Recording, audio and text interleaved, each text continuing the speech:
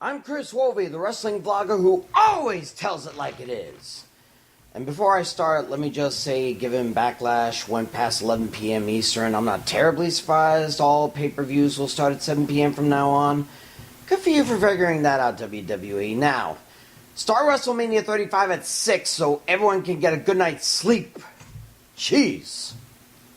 Anyway, if I mentioned Brock Lesnar and Ronda Rousey and asked you what they had in common, you'd probably first say, oh, they were both UFC champions. And you'd be right.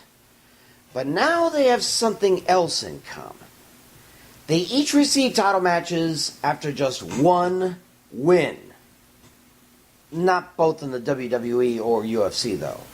Allow me to drop some history. When Brock Lesnar ditched the WWE after WrestleMania 20, he was signed to Ultimate Fighting Championship. In his first fight, he lost. But hey, first time in the octagon, you probably don't know your way around. I'm sure Mr. Phillip Brooks could tell you how tough that is. But then he won his next match, having finally learned that it's a lot more, real. So 1-1 record, and then Dana White gives him a UFC heavyweight title match. Yeah, after just one win, he got a championship opportunity. I guess White wanted to rub it in Mr. McMahon's face. Also, everyone knew Lesnar, perhaps more than most of the other UFC fighters, and he was so popular, so who else would he pick? And hell, White did pay a lot for Lesnar. They needed their money's worth. So Lesnar faced champion Randy Couture, and lo and behold, he won. He would defend the title twice before getting whooped, then getting whooped again, and then he quit the biz and worked his way back to the WWE, where he's known and barely seen now. But the point is, he got just one win in the UFC and then was given a title shot. Yeah, he won, but the point is that had he not been so popular thanks to the WWE, he would never have got the chance. Now, Ronda Rousey is a different but same story. She was trained for mixed martial arts for many years. She started in judo and won an Olympic bronze medal in the sport. She had 3 amateur wins and 2 pro wins in other MMA companies before joining Strikeforce. 2 wins there, and she became their bantamweight champion. A quick rise, sure, but her her rapid wins did her a lot of favors.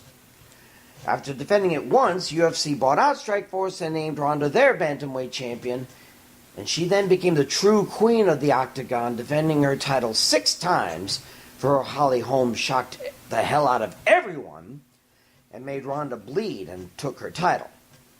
After a year off, she tried a Mike Tyson-style comeback and came up short.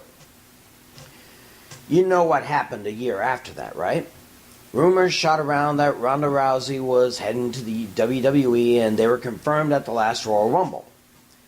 After the Women's Rumble match, Joan Jett starts blasting throughout the arena, and out she comes, putting everyone on notice. This led to her signing with Raw and getting into a WrestleMania match, teaming with GM Kurt Angle against Commissioner Stephanie McMahon and her hubby Triple H. Sorry. Not exactly an A-plus first opponent, right? And the thing was, Kurt did all the heavy lifting. Once Ronda and Steph got in, it wasn't much of a fight. I mean, Steph got some shots in, both verbally and physically, but in the end, it was her arm in a killer armbar and her other hand slapping the mat in pain. So, Ronda Rousey was successful in her first WWE match. She hasn't been in a match since, not on Raw, not on Main Event, not even in a house show. And then out of the blue, Nia Jax says she'll gladly put the Raw Women's Championship on the line just to battle with Rousey. And management agrees. 1 win. And not even a win in a one-on-one match. She wins 1 match in the WWE, and now she's challenging for a title. Why? Well, because she's well known from her UFC days, and chances are Mr. McMahon paid her John Cole-Stanton level money. They wanted to get their money's worth. She didn't have to claw her way to the top like others. She got there surely by name power, just like Brock Lesnar did in the UFC. Now, I'll admit that sports entertainment, like the WWE, is pretty much dictated by popularity. If you're cheered a lot or jeered a lot, you get the opportunities at main events and title shots.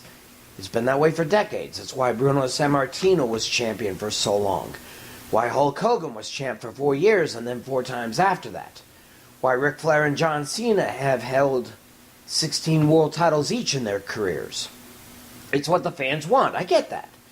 And to a similar degree, UFC is also sports entertainment, which is why Brock got the title nod when he did. The fans wanted to see the Beast incarnate with a belt over his massive shoulder. All I'm saying is that if I were somebody like Sasha Banks, Bayley, Natalya, or even Ember Moon, I'd be more than a little miffed that Ronda Rousey jumped the line.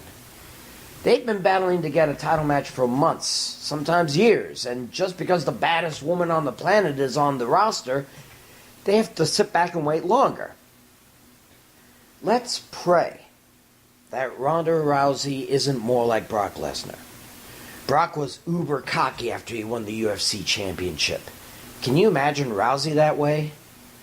And also, if she does win, pray that she doesn't do what Lesnar's doing now and only defends on major pay-per-views.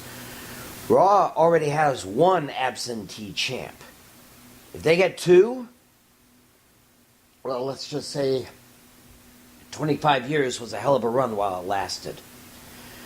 I'm Chris Wolvie, the wrestling vlogger who always tells it like it is. See ya!